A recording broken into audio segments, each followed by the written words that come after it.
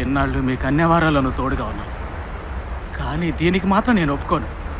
ఏవరా, అది నా కూతురునా? నాకే బంధాలు లేవు.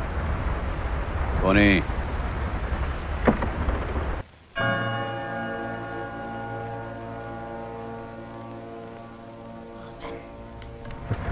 అరవకండి మదర్, నేను అన్నిటికీ తెగించినవ్వండి. నేను చెప్పేది వినండి. విజయ ఎక్కడుంది? నేను వెంటనే తనని చూడాలి. ఇలా చూడు, నీ బెదిరింపులకు నేను భయపడే మనిషిని కాదు. తనను నువ్వు చూడలేవు, అంతే. తను లేకుండా నేను వెళ్ళను మదర్. నేను ఇక్కడే చచ్చిపడిపోయినా సరే. ఇది ఇన్స్టిట్యూషన్, దీనికంటూ కొన్ని రూల్స్ ఉన్నాయి. ఒక్కటి మాత్రం చెప్పగలను, తను ఇక్కడ లేదు.